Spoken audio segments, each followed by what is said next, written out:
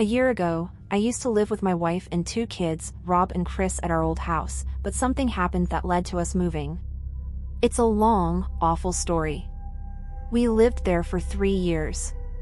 But something happened that forced us to leave that house. We were a corner house, and the house behind us on the intersecting road was covered by a bunch of tall trees and bushes, so we hardly ever saw those neighbors. A neighbor named Smith had just moved there less than a year ago.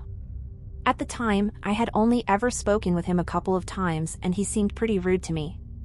2 of his windows overlooked our backyard. There wasn't much privacy, but whatever rooms the 2 windows were that overlooked the backyard, I had never seen the lights on in either of them, so I always assumed it was an unused guest room or something of that nature.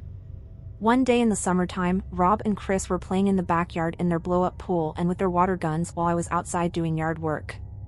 There came a certain point where I was walking towards the detached garage, and then I saw Smith next door at his window for a second, only half a second. After noticing him, he turned and walked away from the window. It was slightly odd for sure, but I left it alone. Later that day, as the sun was going down, the kids went back outside to play again. It was a very hot day, so they went back to their blow-up pool while Jenny and I were in the kitchen as she was making dinner. Then the kids' laughter went quiet for a while, and suddenly Chris came inside and said there was a flashing light from the neighbor's window. I had to follow him into the backyard to ask him to show me what he was talking about. He pointed to one of Smith's upstairs windows that overlooked the backyard, and he said there was a white light that kept coming from that window. I right away assumed the worst and asked the twins if it looked like a camera flash. They both said yes. I told them it was time to dry off and come inside, so I helped them dry themselves and then brought them in where I went to tell Jenny about this. She right away assumed the worst, just like me.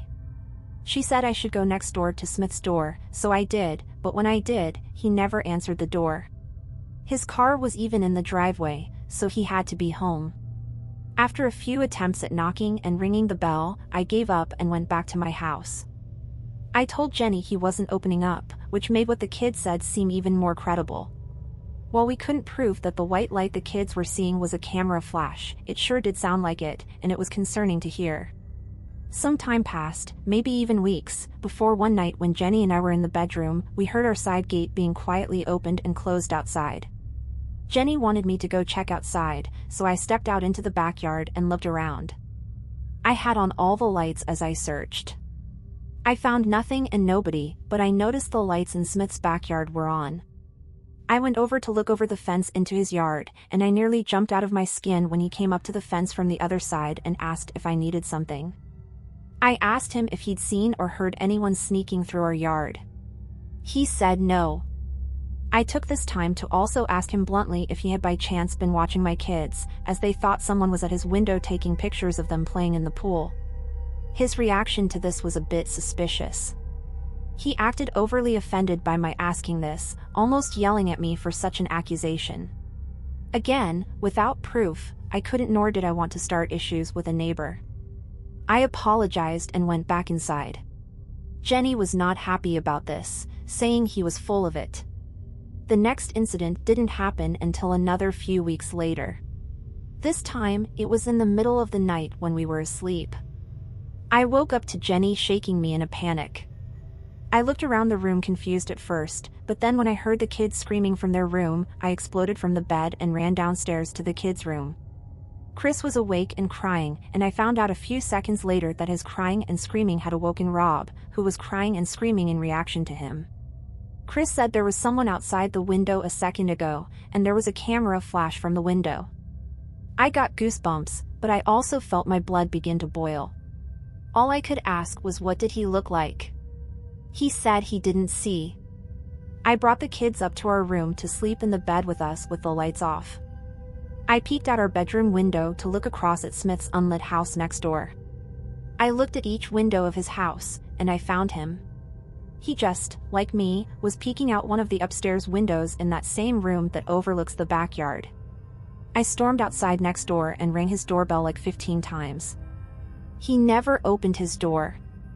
I did call the police just to make a report on Smith. That way, if any future reports were made about him from other people, maybe the police department would look into him. I never saw him again. Sometimes I'd sit out front waiting to see him outside, but he'd clearly avoid coming outside when I'd be out there. Because of this, we ended up moving within a month to a new house in a different but nearby town, which has proven to be a better place to raise the kids anyway.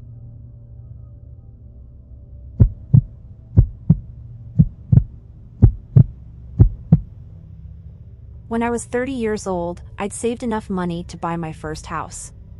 It wasn't anything special, and honestly, all things considered, it wasn't in the best neighborhood either.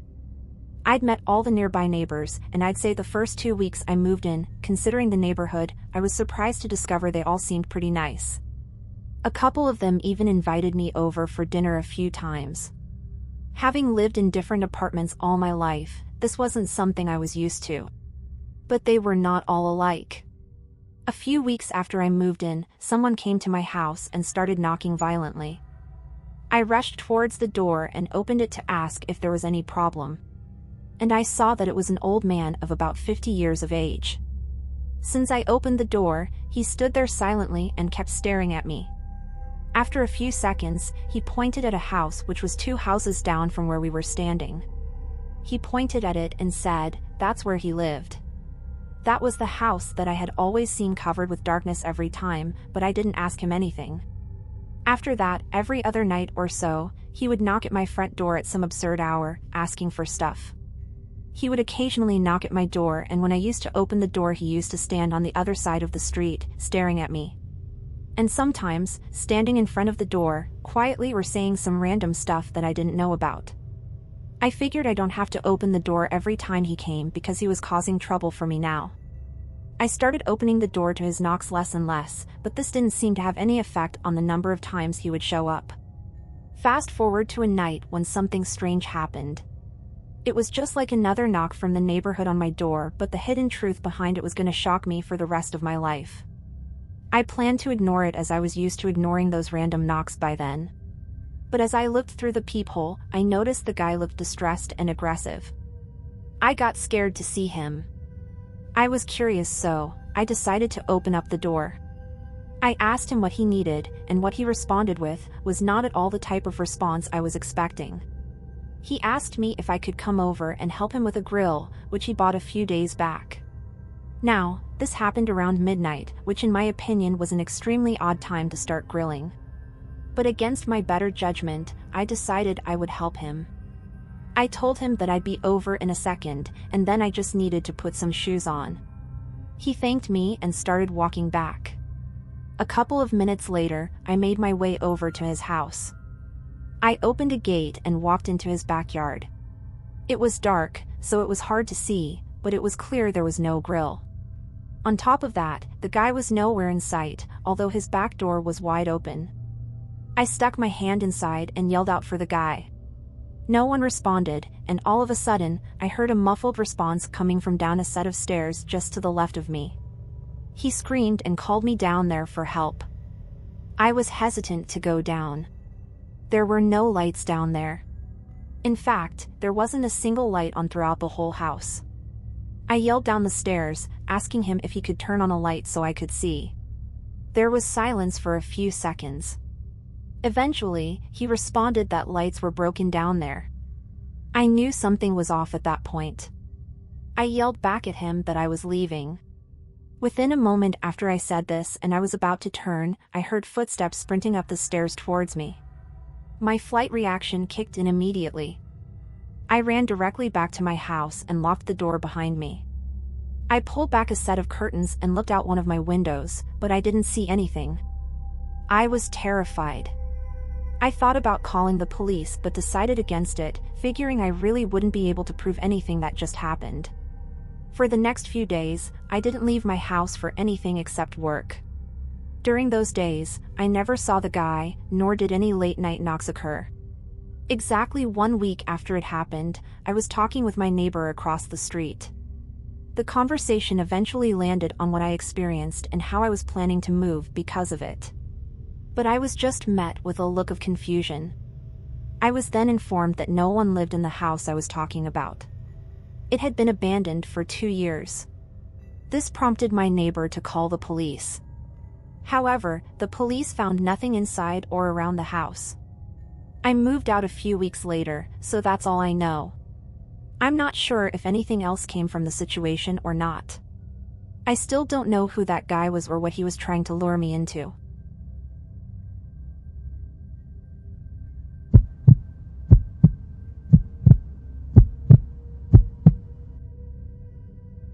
I used to live in a rough neighborhood along with my family.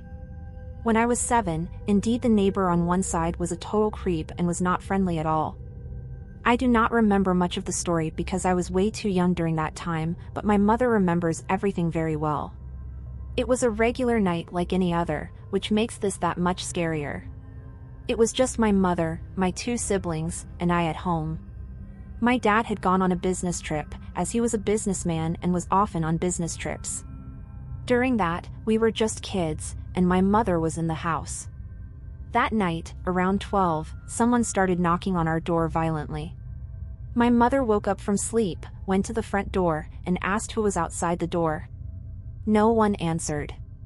She thought that it might be something like a ding-dong ditch played by some kids. So, she went back to bed. After some time of silence, someone started knocking at the door again. This time she was quick to go near the window and see through it if there was anyone outside. She was trying to spot the one who was knocking on the door, but she couldn't find anyone. In any other neighborhood, this would just be assumed to be annoying kids doing some night ding-dong ditching. But in this area, you could never assume anything but the worst.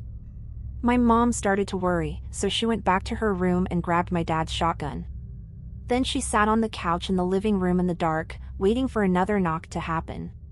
During all this, she never woke any of us up, as we were all little kids at the time and she didn't want to panic us. Again, while she was in the living room, there was more knocking. She gets up to peer through the window again, expecting to see someone new, but still no one. My mom began shouting at whoever it was that she's gonna call the cops and that if anyone tried to come in, she would shoot them. After this threat, the knocks in front of the house got silent and suddenly she started hearing noises from the back of the house as if someone was running or talking to someone.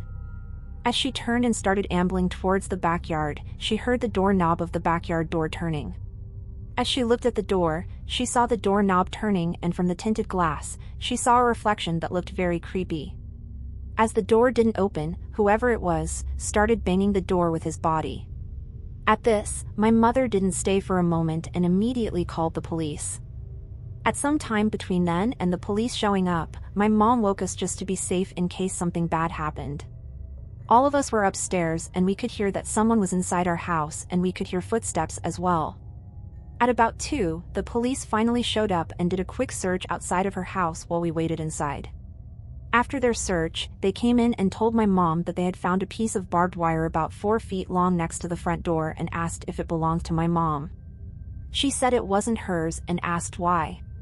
The cop told her it belonged to whoever was knocking on the door and that they were likely planning on strangling my mom with the barbed wire when she opened the door to see who was knocking. They said that she was very smart not to open the door to see who was there, otherwise, it could have cost her life.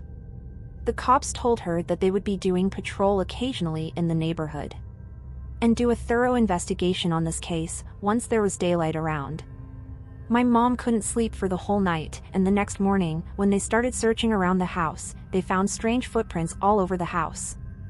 The footprints were leading around to the backyard of the house. And there was a prominent footprint outside the bedroom window, where someone must have been for a very long time, trying to see through the window into the house. They had also found nicks in the windowsill where the person was trying to pry open the window to break in but failed. My mom always suspected it was this one neighbor who had always been creepy and spooky around our house. And finally, one night on patrol, cops found him looking through the window of our house and caught him. My mother had also caught him on several occasions, staring into our house, at her through his curtains, but she always ignored him. He was incredibly creepy and unfriendly all around. He also would be the first one to know when my dad wasn't home since he knew what vehicle he drove.